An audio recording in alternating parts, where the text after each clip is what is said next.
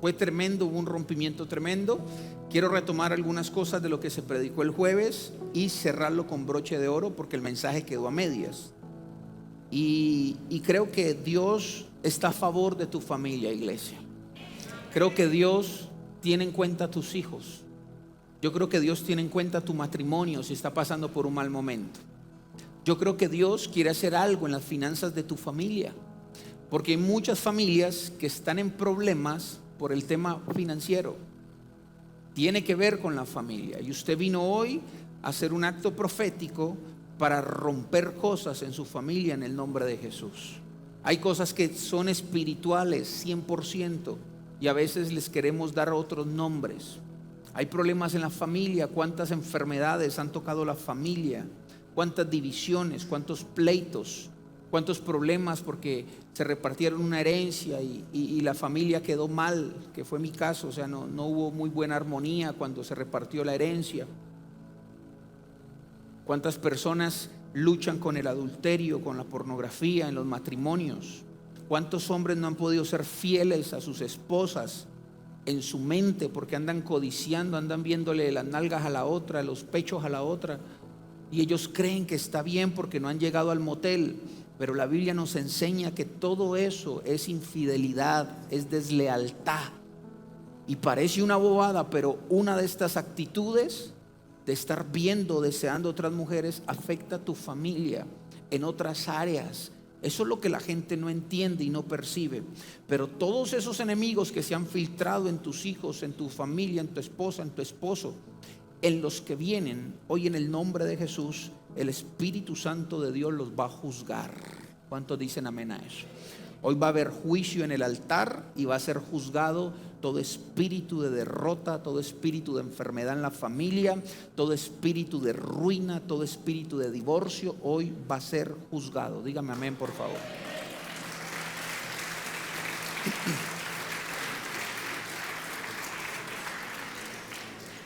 Vamos entonces, entremos ya en el tema. Vamos a hablar de la sal que sana y la sal que maldice. Escúcheme muy bien, sal que sana y sal que maldice. Ese es el tema central, sal que sana y sal que maldice, porque hoy vamos a usar el elemento de la sal para hacer un acto profético. ¿Qué es un acto profético, pastor? Un acto profético es hacer algo en el plano físico que repercuta en el mundo espiritual. Eso es un acto profético. La Biblia está llena de actos proféticos, ya lo vamos a ver, donde se usaron varios elementos. Se usó la sal, se usó el agua, se usó el aceite, se usó el vino, se usaron jarras, se usaron, ayúdenme, se usaron elementos como canastas, en fin, todo el tiempo. Y no solo en el tiempo antiguo, sino también el post Jesucristo. Jesús también lo hizo. Jesús usó canastas, Jesús usó saliva, Jesús usó tierra. Escuche esto, todos estos eran elementos proféticos, físicos, que cuando se hacían guiados por el Espíritu Santo, porque esto no es que yo aprendí a hacer algo y hoy lo hago, no, cuando es guiado por el Espíritu Santo, entonces repercute en el mundo espiritual y algo se mueve a favor de la persona que lo cree y lo hace. ¿Cuántos dicen amén? Si no es guiado por el Espíritu Santo, es brujería. Dígale que está al lado, cuando usted hace un acto profético y Dios no le habló, usted está haciendo brujería. Amén. Déjeme hablarle de esto. Entonces hablemos como número uno de diseños y antidiseños. Escuche esto, diseños y antidiseños. Atento ahí, Julián, por favor. Diseños y antidiseños. Resulta que la Biblia establece que Dios es el creador. ¿Cuántos creen eso? Y Él no fue creado, pero fue el creador de todo lo que ve. Por lo tanto, se establece que Él todo lo creó, todo viene de Él y todo es para Él, dice la Escritura. Todo fue creado por Él y todo es para la gloria de Él. Entonces, si hablamos de todo que es un absoluto, se da cuenta que todo es todo. Escuche esto, en sus orígenes hasta el mismo diablo, que es nuestro enemigo hoy en día. En el origen Dios no creó un diablo. Dios creó fue un ángel que se volvió diablo, es otra cosa por su rebeldía y su deseo de ser como Dios. Pero no lo creó diablo, lo creó ángel. Lo que pasa es que se corrompió en el camino. Pero fue creado para la gloria de Dios. El mundo fue creado para darle la gloria a Dios. Usted y yo fuimos creados para gloria de Dios, para adorar a Dios. Y así todo lo que usted ve, los animales, la vegetación, el mar. La Biblia habla mucho del mar salado. Los animales y aún los elementos. Escúcheme esto. Cuando establecemos que este es el diseño, que todo fue creado por Dios y para la gloria de Dios, entonces entendemos que este diseño es el primer principio de la creación. Todo fue creado por Dios y para la adoración y la gloria de Dios. ¿Cuál es el antidiseño de este diseño? El antidiseño es que lo que Dios creó, el diablo lo corrompió. ¿Me está escuchando? Vamos a ver algunos antidiseños. ¿Por qué? Porque el diablo no es creador. El diablo es una copia y copia los diseños de Dios. Los corrompe volviéndolos antidiseños para poder entonces manifestar su odio, su rencor hacia esta humanidad y hacia nosotros que somos sus enemigos. Recuerde que Dios no tiene enemigos. Los enemigos los tenemos nosotros. Sería insólito degradar a Dios pensando que Dios tiene un enemigo que le pueda hacer frente. Hablemos de algunos diseños rápidamente. 1. El diseño de las luces. Escuche este porque este es buenísimo. La primera vez que usted escuchó o vio luces como estas que están acá, ¿dónde las vio? ¿En una discoteca? ¿Sí o no? ¿Dónde las vio? Discoteca. Porque usted se queda con lo primero que ve o aprende. Entonces usted vio estas luces que mucha gente dice que son del diablo, las vio en una discoteca. Entonces usted inició con un antidiseño, porque usted conoció el antidiseño, no el diseño. Entonces, como usted en su mente el antidiseño le enseñó que estas luces son para adorar al diablo y para bailar en la paila mocha, usted le da los créditos a algo que fue creado por Dios, que Él usó para adorarse a sí mismo. Y usted viene a la iglesia y ve luces y ve tantas cosas, como alguna gente ha dicho, que parece una discoteca, que eso no es de Dios. Recuerdo ayudar a algunos vecinos que tenemos ahí en la cuadra, y me pidió que le ayudara con temas de cámara y todo eso que hemos hecho acá. Y le dije: vecino, ¿y por qué no le mete luces a la iglesia? Me dijo: no, eso es del diablo. Yo: bueno, está bien. Ese es el antidiseño que aprendimos, porque crecimos en un antidiseño. Pero ¿sabe cuál es el diseño de las luces? El diseño de las luces se da en el lugar santísimo. Cuando entraba el sacerdote con unas piedras preciosas en el pecho, dice la Biblia. Y cuando ellos entraban al lugar santísimo y la presencia de Dios descendía en forma de luz y de esplendor, esa luz pegaba en todas esas piedras. Unas eran esmeraldas verdes, otras eran onices, zafiros, moradas, rojas, de colores.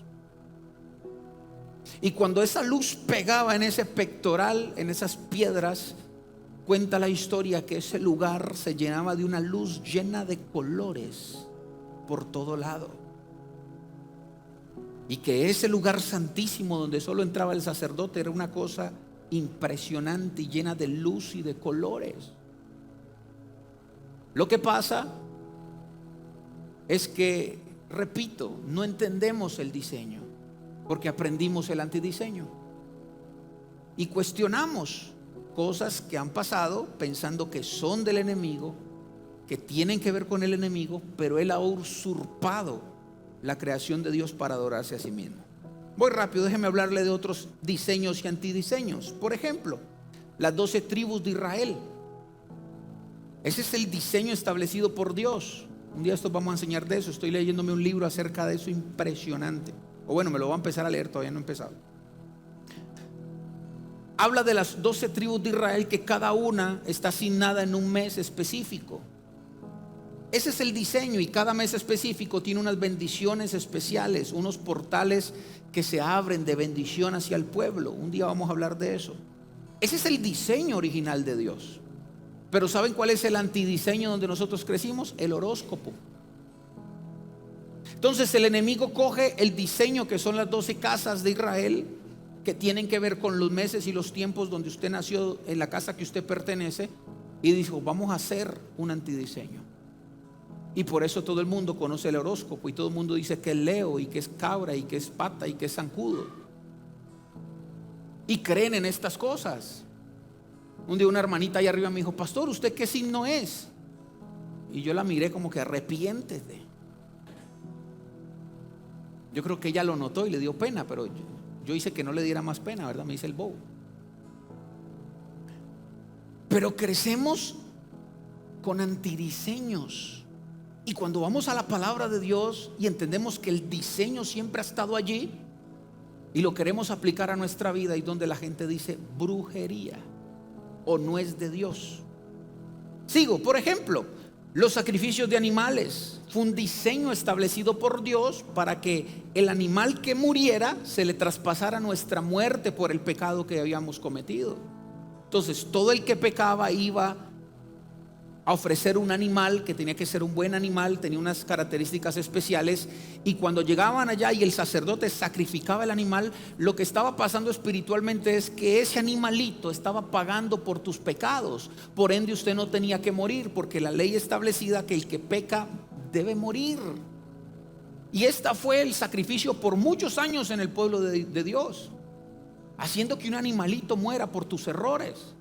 Eso fue establecido por Dios. Ya usted sabe la historia. Llegó Jesús como el cordero inmolado y hizo un solo sacrificio para siempre. Por eso hoy nosotros sacrificamos cosas como en el ayuno de Daniel, pero no sacrificamos animales, no sacrificamos humanos, no derramamos sangre. ¿Por qué? Porque hubo un solo sacrificio que es suficiente. Lo entendemos. Ese es el diseño original, el diseño de Dios. Pero el antidiseño, ¿cuál es? Los satanistas y los brujos siguen hoy en día ofreciendo animales, derramando sangre de gatos, de ratas, de perros, en las más grandes élites, derramando sangre humana. Esto se sabe.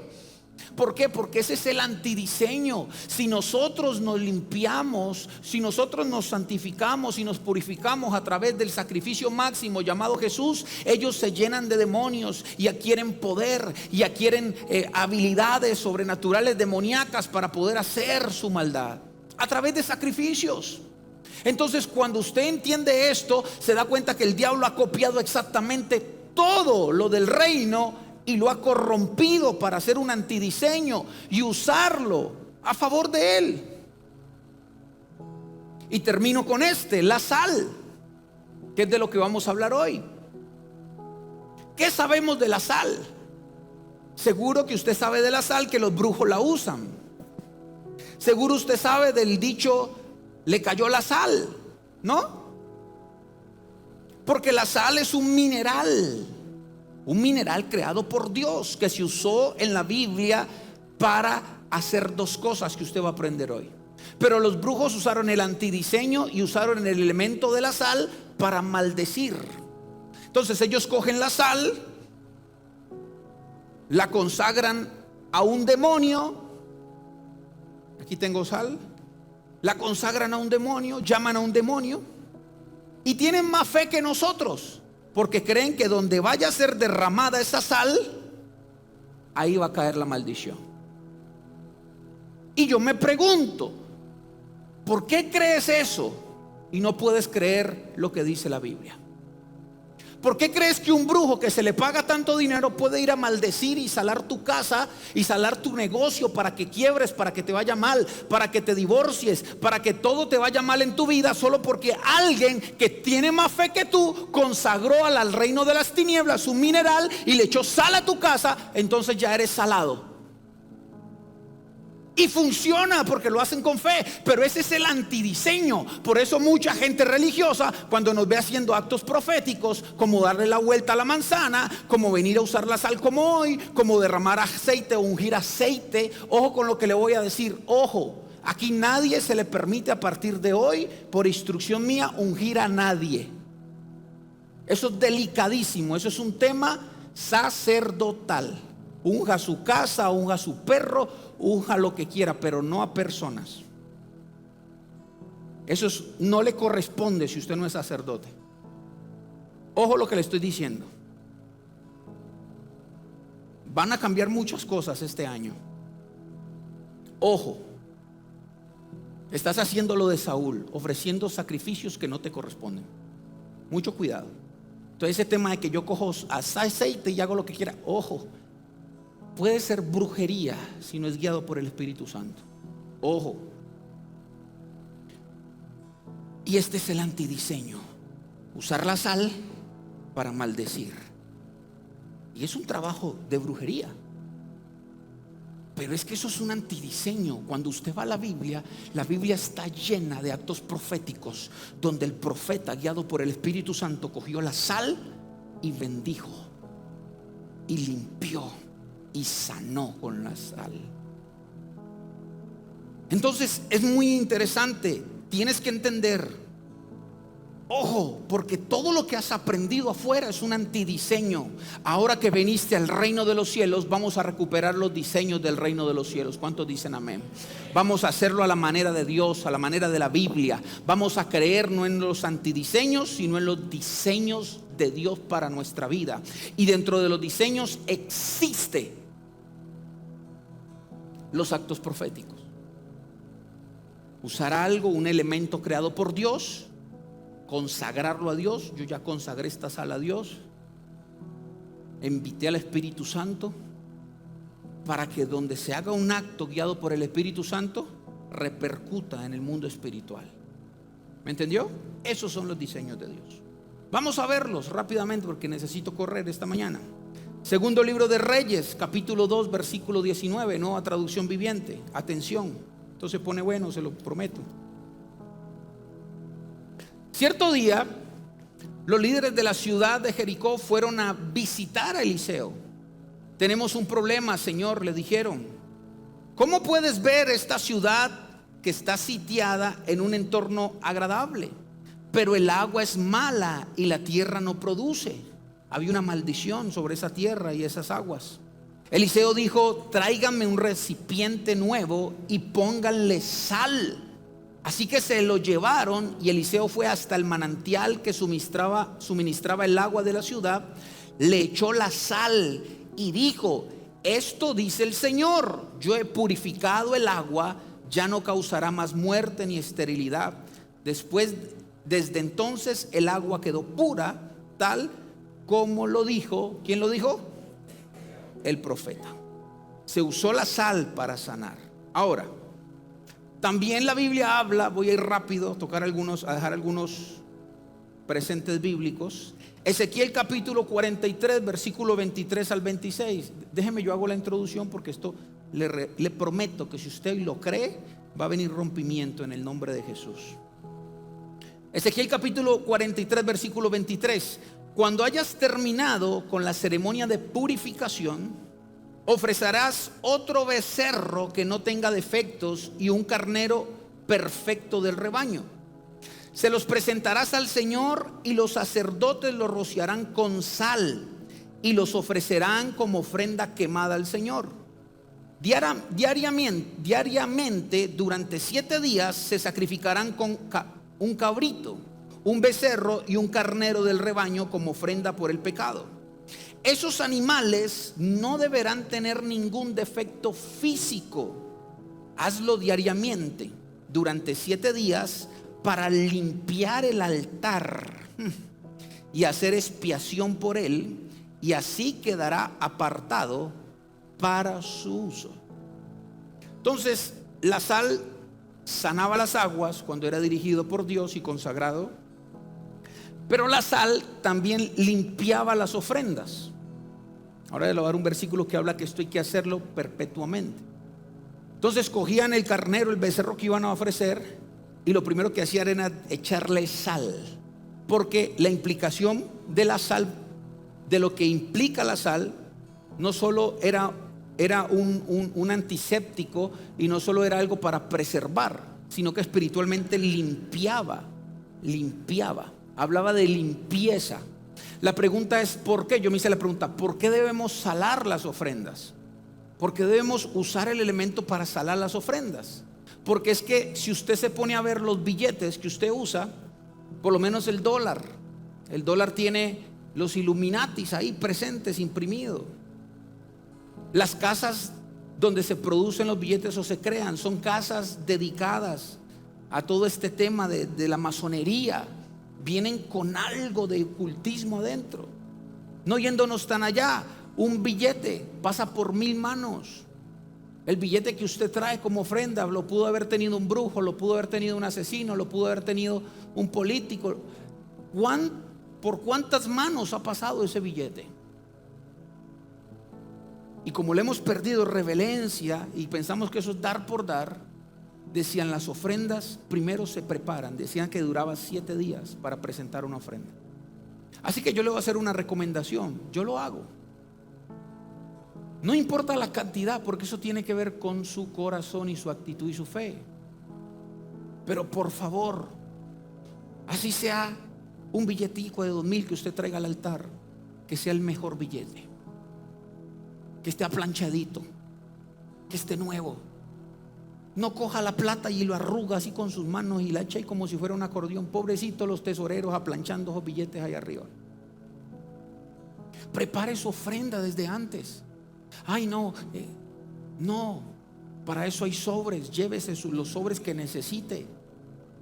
Prepárele a Dios. Dígale: Señor, esto es tuyo. Venga a la casa ya con su ofrenda lista, con su ofrenda preparada. Eso es honra. Un billete arrugado vale igual que el otro, del mismo valor, pero a Dios se le presenta lo mejor. ¿Cuántos dicen amén? Esta gente preparaba 7 días su ofrenda. Y después el sacerdote derramaba sal para limpiar esas ofrendas de cualquier cosa que se esté moviendo. ¿Cuántos dicen amén a eso? Números 18, 17, vamos. Números 18, versículo 17. Este sí en Reina Valera, por favor. Dice así, Reina Valera: mas el primogénito de vaca, el primogénito de oveja, el primogénito de cabra, no redimirás. Santificados son, la sangre de ellos rociarás sobre el altar y quemarás la grosura de ellos, o sea, sus intestinos. Ofrenda encendida en olor grato a Jehová, y la carne de ellos será tuya. Le estaba hablando al sacerdote: como el pecho de la ofrenda mecida y como la espaldilla derecha. Será tuya. Todas las ofrendas elevadas de las cosas santas que los hijos de Israel ofrecieren a Jehová, las he dado para ti. Le estaba hablando al sacerdote. Y para tus hijos y para tus hijas contigo, por estatuto perpetuo. Diga conmigo: perpetuo. Y aquí viene el otro elemento de la sal. Pacto de sal perpetuo es delante de Jehová para ti y para tu descendencia contigo.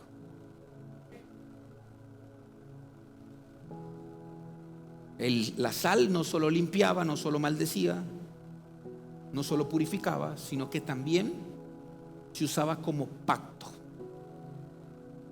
Usted vio varios pactos en la Biblia, si usted lee la Biblia, que se hicieron con sal. ¿Qué hacían los hebreos cuando iban a hacer o cerrar un trato? Juntaban un poquito de sal en la mano. Venga para acá. Hacían esto. Trato cerrado. Trato cerrado. Eso era más importante que un contrato como hoy en día. Eso tenía más valor que un documento notariado, porque entendieron que la sal también cerraba contratos, cerraba promesas. Y aquí Dios está diciendo: les prometo perpetuamente, porque hay gente que ha querido quitar algunas cosas de los levitas, y yo entiendo que no estamos regidos en esa ley, pero la Biblia dice que hay cosas que son perpetuas, entre esas esta. Es un pacto perpetuo. Una ofrenda será quemada para Dios y otra será para los sacerdotes, para sus hijos, para su familia, dice la Biblia. Me escribió alguien con una buena actitud, obviamente. Me dijo: pastor, yo le quiero dar mis primicias a X persona. Yo le dije: claro, no hay problema, porque es parte del sacerdocio. Y pastor, ¿y cómo funciona eso? Le dije: funciona así. Bíblicamente, quien recibe las primicias es el sacerdote, no la familia, el sacerdote. Y el sacerdote entonces las comparte con su familia. Entonces no hay necesidad de hacerlo a título personal. La Biblia dice que se las presentas al sacerdote, y el sacerdote es una bendición para compartir con su familia. Y esto se hace durante muchos años. Bueno, por lo menos durante los años que yo tengo aquí, 2 o 3 años. Cuando hemos celebrado estas primicias, las primicias se reparten de una manera como el Señor nos muestre, con la familia sacerdotal, porque así está establecido. ¿Cuántos dicen amén a eso? Y lo más tremendo, dice pacto perpetuo. O sea que este principio de las ofrendas, de las primicias y todo lo que tenga que ver con darle a Dios no fue abolido por la dispensación de la gracia. Tremendo. Déjeme leerle otro, cuando usaron la sal para maldecir. Deuteronomio 29, versículo 22, nueva traducción viviente. Deuteronomio 29, 22. Tengo que ir rápido, Dios mío. Entonces las generaciones futuras, tanto sus descendientes como los extranjeros que vengan de tierras lejanas, verán la devastación de tu tierra y las enfermedades con las que el Señor la aflige. Exclamarán: toda esta tierra quedó devastada con azufre y sal. Es una tierra baldía, sin cultivos, donde no crece nada, ni siquiera un tallo de pasto. Es como las ciudades de Sodoma y Gomorra, Adma y Seboín, las cuales el Señor destruyó con un intenso enojo. Sodoma y Gomorra llegó a un nivel tan tremendo de un asentamiento espiritual impresionante, donde fue juzgada con azufre y sal. Son territorios donde el pecado era tan tremendo que vino juicio, y el juicio se hizo a través de 2 elementos, 3 elementos: fuego, azufre y sal. Entonces aquí vimos como el mismo Dios dice, envió esto y juzgó la tierra donde había tanto pecado. Por eso tenemos que levantarnos a favor de nuestra ciudad, iglesia. Dejar de estar dormidos y pensando en otras cosas. La iglesia está para salir a favor de la ciudad. Y si hay gente que la está maldiciendo, tiene que haber gente que la está bendiciendo en el nombre de Jesús. Y nos vamos a levantar en el nombre de Jesús a juzgar, porque somos jueces, dice la Biblia, y a condenar toda arma forjada que se levante contra nuestra nación y nuestra ciudad. Así que donde hay otros brujos haciendo brujerías, aquí en la iglesia estamos haciéndole frente a esas brujerías y diciéndole: aquí reina Dios. Donde ellos quieren maldición, nosotros vamos a declarar bendición. Donde ellos han dicho muerte, nosotros vamos a declarar vida. Donde ellos han querido robarnos a toda nuestra juventud, nosotros vamos a declarar que se va a levantar un ministerio y un avivamiento en los jóvenes de una manera impresionante. Imagen número 3. En el nombre de Jesús es juzgado todo con sal, donde haya ido a asentamiento de maldiciones que puedan afectar a tu familia. ¿Cuántos dicen amén a eso? Vamos, levante su mano y declare esto conmigo. Diga: en el nombre de Jesús es juzgado con sal todo asentamiento de maldiciones que pueda haber en mi familia. Eso es lo que vamos a hacer en este día. ¿Cuántos dicen amén? Déjeme, yo avanzo. Imagen número 4. El tema con la sal tiene que ver con las familias. Esto fue lo que prediqué el jueves, que fue tremendo. El enemigo de las familias. Por eso necesitamos usar el elemento de la sal y hacerlo a través de una primicia es algo impresionante que va a pasar hoy. ¿Por qué hablamos y relacionamos todo lo que le he dicho? Porque tiene que ver con las familias. Tiene que ver con que el elemento de la sal juzgue todo lo que está acabando en la familia. Y tenemos un enemigo declarado, asignado y directo sobre las familias. Y quiero mostrárselo. Génesis capítulo 25, versículo 27, Nueva Traducción Viviente. Voy rápido porque se me está yendo el tiempo. Dice la Biblia: los muchachos fueron creciendo y Esaú se convirtió en un hábil cazador. Él era un hombre de campo, pero Jacob tenía un temperamento tranquilo y prefería quedarse en casa. Isaac amaba a Esaú porque le gustaba comer los animales que cazaba, pero Rebeca amaba a Jacob. Versículo 29. Cierto día, mientras Jacob preparaba un guiso, Esaú regresó del desierto agotado y hambriento. Esaú le dijo a Jacob: me muero de hambre, dame un poco de ese guiso rojo. Y ojo lo que dice la escritura: así es como Esaú obtuvo su otro nombre. ¿Cómo se llama Esaú? ¿Cómo se llama Esaú? Edom. Diga conmigo, Edom. Edom es un pueblo que nació de los lomos de Esaú una vez que él abandonó su casa, como lo hizo Jacob. ¿Cuándo abandonaron su casa? Cuando hubo el conflicto por la primogenitura.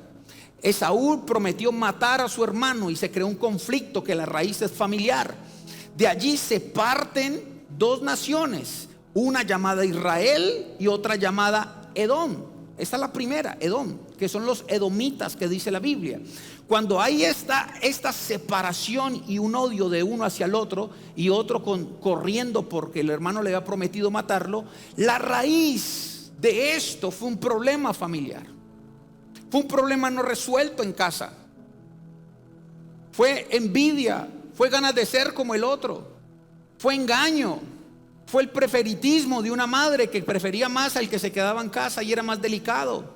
Fue quizás, como lo dice la Biblia, resentimiento porque el papá amaba más al fuerte y no al débil o al pequeñito, como quiera llamarlo. Conflictos que pasan en casa, que a veces pasamos por desapercibidos, pero tienen que ver con la sal y tienen que ver con tu familia. La raíz de este problema y este conflicto, que tiene que ver hasta el día de hoy en el Medio Oriente. Entendemos que es un problema de petróleo, un problema de tierras, un problema religioso. Eso está claro, pero vamos a la raíz del asunto, porque hoy hay guerra todavía por un problema familiar, señores. Porque el hermano quiso suplantar al otro. Porque el otro lo quiso matar por su engaño. Porque un papá, repito, amaba más a un hijo que al otro. Porque una mamá amaba más al uno que al otro. Porque una mamá metió sus narices y le dijo cómo hacer el engaño. Conflictos familiares. La raíz de este pueblo en guerra es un conflicto familiar. Diga conmigo, un conflicto familiar. Imagen número 5. La raíz del conflicto con el pueblo edomita, enemigo de Israel durante toda la historia, es un problema familiar. ¿Es qué? Un problema familiar. ¿Sabe qué dice la historia? Que todos los líderes en cada época vencieron a los edomitas. Fue impresionante, los vencieron. Por ejemplo, segundo libro de Samuel 8:13, Nueva Traducción Viviente. Estás ahí atento, por favor, Julián. Dice así: la raíz de esto, vamos, segundo de Samuel 8:13. La raíz de esto, y a raíz de esto, David se volvió muy famoso. Después de su regreso, aniquiló a 18,000 edomitas en el valle, ¿qué dice? De la sal. David todo el tiempo los venció a los edomitas. Cada vez que David le ganaba la partida a este pueblo edomita, en el mundo espiritual lo que se refería no eran unos enemigos porque sí, era que estaba ganando la batalla a favor de su familia. Cuando mataba a 18,000 enemigos que tenían que ver con este pueblo edomita, le estaban diciendo: le estoy ganando la batalla a mi familia. Le estoy ganando la batalla a mi familia. Y así pasó durante muchos años. No solo David, sino Amasías, que también era del linaje de David. Segundo libro de Reyes, capítulo 14, versículo 7. Dice que este hombre también, aunque pasaron años, siempre este pueblo enemigo de la familia, que tiene que ver con problemas en la familia, con raíz en la familia, los edomitas, fueron subyugados, fueron vencidos por los israelitas. Por ejemplo, aquí aparece en la historia uno de los hijos o descendientes pues de David. Dice: Amasías también mató a 10,000 edomitas en el Valle de la Sal. El campo donde siempre peleaban era el Valle de la Sal. Por eso todo eso está relacionado. Además conquistó la ciudad de Sela y le cambió el nombre a Jocteel, como le conoce hasta el día de hoy. Todos se dedicaron a vencer sus enemigos edomitas, que la raíz era familiar. Señores, hay un enemigo asignado de parte del infierno para acabar tu familia y se llama Edom. Edom se mete contigo por el adulterio. Y no solo porque quiere acabarte a ti, quiere acabar tu familia.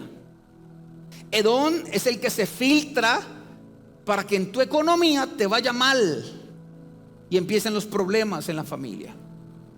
Edom es el que hace que tus hijos entren a la rebeldía en la adolescencia y estén hoy allá tal vez en otras cosas que no tienen que hacer. Edom es el que trae de una manera sigilosa la enfermedad a alguno de los miembros de la familia para meter en crisis la familia de fe. Y lo más tremendo es que estos hombres de Dios todo el tiempo lo vencieron. Imagen número 6. Ahora, lo curioso es que siempre eran vencidos, pero nunca dejaban de luchar y de aparecer estos benditos enemigos. No sé de dónde salía tanta gente, porque eran miles los que se mataban en cada guerra, pero cada vez que los mataban salían más y salían más y salían más. ¿No se le parece algo como que parecido a su familia? Usted viene de guerras, batallas ganadas. ¿Cuántos dicen amén en su familia?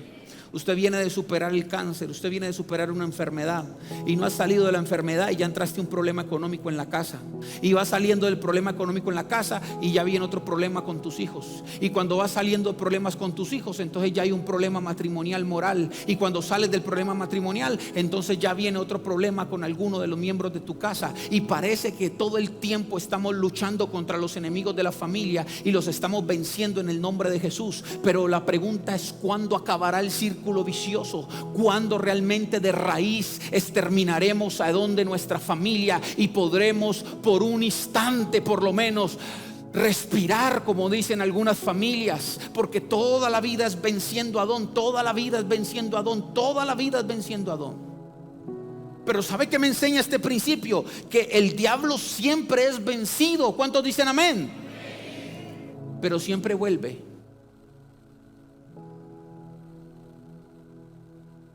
Entonces la gente se relaja porque ganó una victoria, una batalla, pero no has ganado la guerra. La gente se relaja porque victoria en tu hijo, levantemos bandera de victoria sobre tu hijo. Pero ojo, que Don ya está preparando un ataque con tu esposo. Bendito Dios, tu matrimonio, tu sexualidad, tu conexión, tu confianza, tu comunicación con tu pareja está de maravillas, bendito Dios. Pero ya Edom está trabajando con tus hijos en las drogas. Porque por eso le digo, tenemos que despertar y no dormirnos.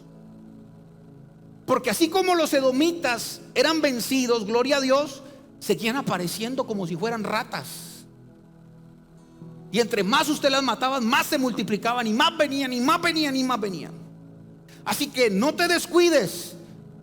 Satanás siempre será vencido, gloria a Dios por eso, pero también volverá y seguirá apareciendo hasta que sea juzgado. Diga conmigo, hasta que sea juzgado. Hasta que David perdió la guerra contra los edomitas. Todo el tiempo David le ganó la guerra. Imagen número 7. La guerra que el diablo no pudo ganarle a David en el Valle de la Sal, donde peleaba contra los edomitas, se la ganó en el palacio y se la ganó en la cama. años David levantando espada contra los edomitas y volándole la cabeza. Dice que eran 18,000. Por otro lado dice que eran 10,000. Es que eran de a miles.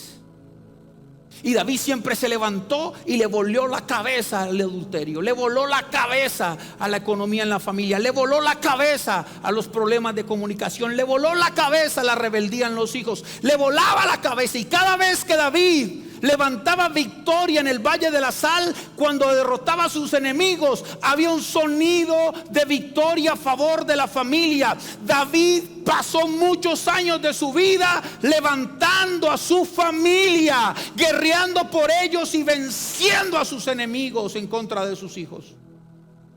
Pero llegó un día, señores, donde la batalla no se trasladó al campo de la Sal, donde David era experto, donde la batalla ya no era contra un enemigo o miles de enemigos, sino contra una enemiga. Y David se relajó. Simplemente que el diablo le cambió el escenario y le dijo: si el diablo no pudo derrotarte en el Valle de la Sal, te va a tratar de ganar en el palacio y en la cama. Y así fue, señores. Edom dijo: llevo muchos años sin poder derrotar a David, vamos a pedir refuerzos del infierno. Y llamó a una mujer, a un ente que se llama Jezabel, y le dijo: Jezabel, ven para acá, necesito tu ayuda, porque esta gente todo el tiempo me pisotea. Yo necesito meterme con sus hijos, yo necesito meterme con su salud, yo necesito meterme con lo que más ama, que es su familia. Y vino Jezabel y se dijo: así es el cuento, entonces vamos a dejar de pelear en el Valle de la Sal con armas, vamos a llevarlo a una mujer. Y llegó Jezabel y se le metió a Betsabé, y dice la Biblia que Jezabel era hermosa, que Jezabel tenía una figura bonita, que Jezabel era deseable para cualquier persona. Y se le metió Jezabel a Betsabé, y un día estaba así bañándose para que el rey la viera. Y cuando el rey la vio, Jezabel se le metió por los ojos, porque Jezabel se alimenta por los ojos. Por eso, hombres, dejen la pornografía. Estás alimentando a Jezabel por tus ojos. Deja de estar viendo pornografía indirecta. Se te filtró mientras estás acá de guerras. Ahora, edomitas, muérase, muérase, muérase. Estás en el celular en la casa viendo viejas que no son tu novia o tu esposa. Alimentando a Jezabel. Alimentando a Jezabel. Cuando Jezabel se le metió por los ojos al rey en el palacio, dijo: y empezó a transgredir la ley. Abusó de su autoridad, número uno. Pasó por encima de los principios. La mandó a llamar, pero Jezabel ya lo tenía de la nariz. Cuando David vio a Betsabé desnuda bañándose, perdió el año. Jezabel se le metió por los ojos y empezó a abusar de su autoridad, de su poder. Y usted ya sabe la historia. Así que escúchenme muy bien. David toda la vida le ganó a Edom, pero terminó perdiendo la guerra contra Jezabel y Edom. ¿Consecuencias de haber perdido la guerra? Ya usted la sabe. David es considerado, para algunos teólogos, para otros no, el mejor rey conforme al corazón de Dios, pero el peor sacerdote en la era de los reyes.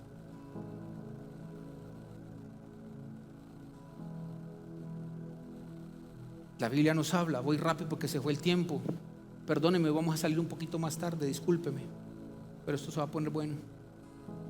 Habla de que él nunca disciplinó a sus hijos. Adonías, ¿cómo se llama este tipo? Adonías quiso ser como David, igual que Absalón, y él nunca le paró bolas, lo dejó. La Biblia habla de que él nunca quiso disciplinar a sus hijos. Otro hijo, su hijo mayor, violó a su hija. Y dice la versión, los rollos de la versión griega dice que él nunca lo quiso castigar porque lo amaba. Él permitió incesto, él permitió violaciones, él permitió con su familia lo que nunca le permitió a sus enemigos en el campo del Valle de la Sal. Él acá era el mejor rey del mundo, pero en la casa era el peor sacerdote y padre del mundo. Le ganó más su corazón que los principios, le ganó más las emociones que la verdad. Y qué triste que David empezó bien, pero terminó mal. Y lo tocó lo más importante, que era su familia. El reino, Dios siempre ha provisto de un rey para su pueblo, pero Dios no puede proveer otro sacerdote para tu familia. Repito, al pueblo Dios siempre le va a proveer un rey. Por eso van y vienen los reyes. Pero en el diseño original Dios no le puede proveer otro sacerdote a tu familia. Por eso si lo acaba, te acaba la familia. Levánteme su mano, imagen número 8.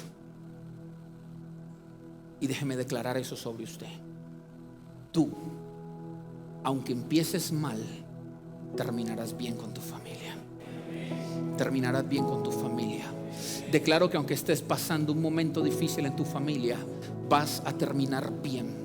Declaro en el nombre de Jesús que aunque estés pasando por una enfermedad con algún hijo, con algún esposo, terminarás sano en el nombre de Jesús. Profetizo sobre tu vida que si estás pasando un problema económico que ha metido en crisis a tu familia, declaro que vas a terminar bien. Vas a terminar bien. Vas a terminar bien en el nombre de Jesús. Tu familia va a terminar bien. Tu familia no va a terminar en divorcios. Tus hijos no terminarán en las calles. Tus hijos no terminarán rendidos a las drogas. Puede ser que hoy estén en las drogas, pero no terminarán en las drogas. Puede ser que haya un problema en tu familia, con tu esposa, con tu matrimonio, pero no van a terminar mal en el nombre de Cristo Jesús. Puede ser que hoy sientas que Don y Jezabel te están ganando la batalla en tu familia, pero he venido a decirte como tu pastor y como profeta de esta casa que vas a terminar bien en el nombre de Jesús. Vas a terminar bien.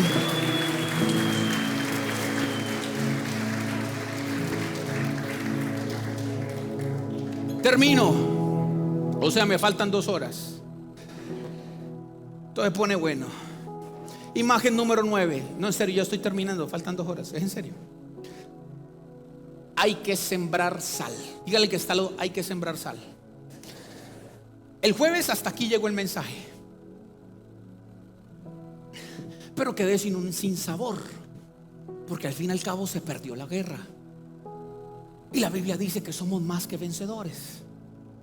Y sí, Dios redimió muchas cosas de David, pero David también se le privó de otras por alimentar a Jezabel con sus ojos. Por ejemplo, David, hoy lo amamos no, dígame a mí. Hoy admiramos lo que la Biblia dice de él. Admiramos que dice que es un hombre conforme al corazón de Dios. Admiramos su celo y su gallardía como rey.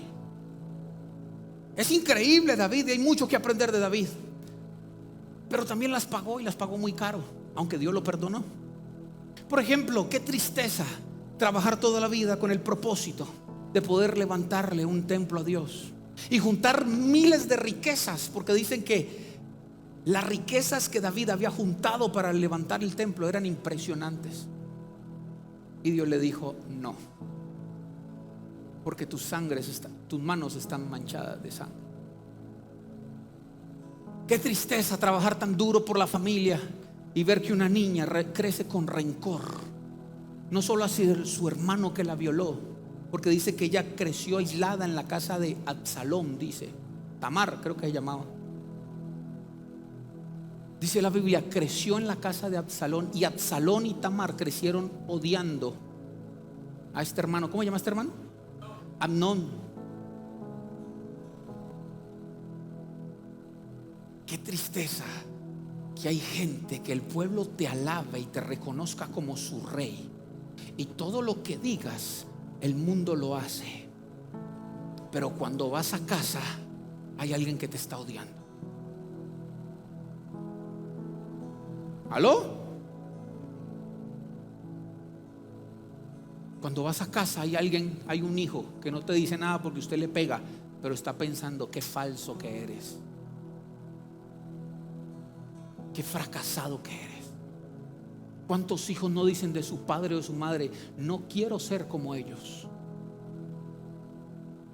¿Qué ecuación hemos hecho mal que nos hemos enfocado a ganar unas victorias y perdiendo la guerra contra Edom?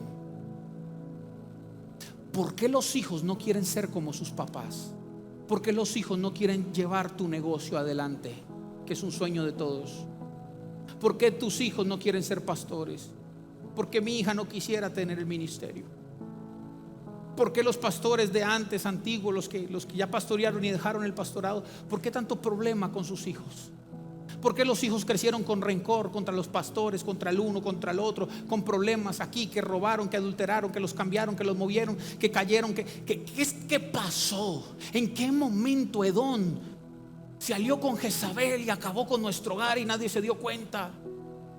Y en el negocio eres el mejor haciendo negocios, pero en tu familia, qué desgracia tan infinita.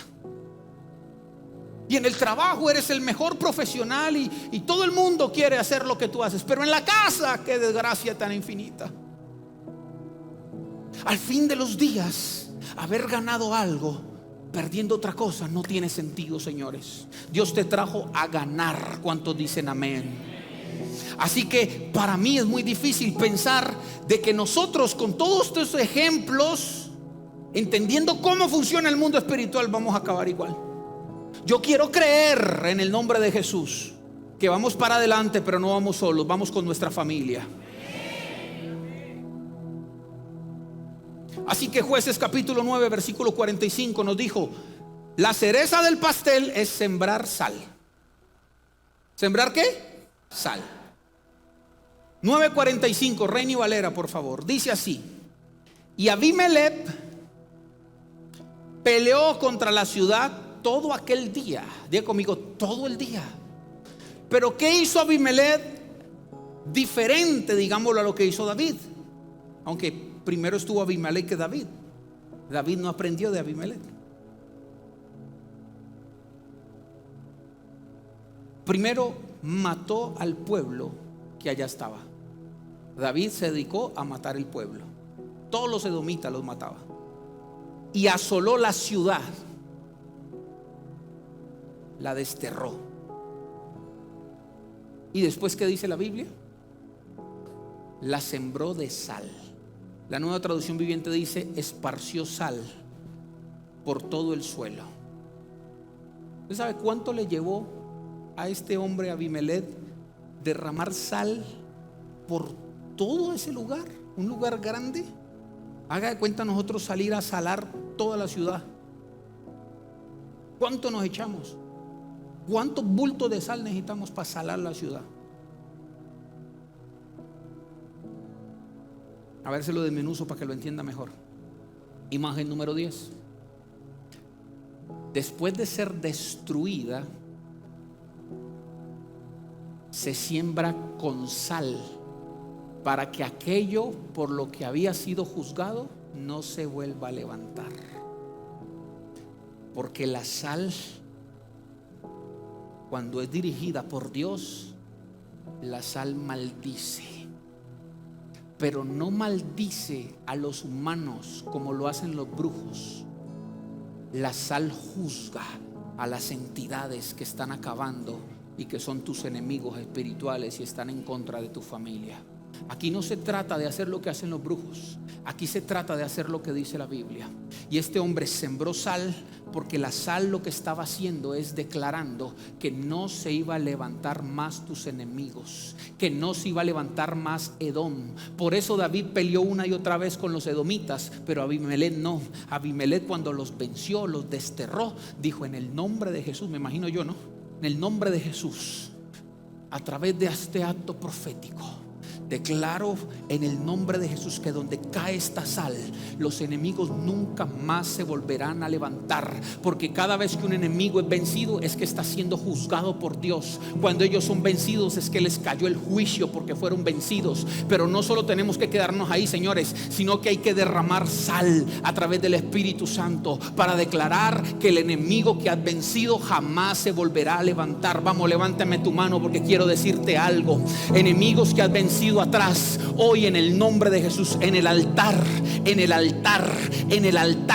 no se volverán a levantar. Si venciste la enfermedad, no se volverá a levantar. Si venciste el adulterio, no se volverá a levantar. Si venciste las drogas con un hijo, no se volverá a levantar. Si venciste el alcoholismo, no se volverá a levantar. Si venciste cualquier tipo de enemigo llamado Edom en tu familia, hoy vamos a declarar que no se va a volver a levantar en tu vida, en tu casa, en tu familia. Y si por mucho tiempo Edom trajo una raíz de iniquidad en el divorcio, hasta hoy en el nombre de Jesús. Y si por mucho tiempo estuvo una iniquidad de maldición y de ruina y de escasez en tu familia, hasta hoy en el nombre de Jesús, hoy vamos a declarar que lo que se ha vencido nunca más se levantará. Póngase de pie, por favor. Vamos, aplauda. Vamos, celebre. Diga y declare conmigo que hoy no se volverán a levantar tus enemigos. Imagen número 11. Póngame algo ahí sabroso, no sé, cualquier canción sabrosa ahí. Declaramos, vamos, levante su mano y diga conmigo: declaramos que no se volverá a levantar lo que ya vencí. Una vez más, diga: declaro en el nombre de Jesús que no se volverá a levantar lo que ya vencí. Diga: de donde vengo no me perseguirá lo que se quedó atrás. De donde Dios me sacó, diga: nunca me volverá a tocar.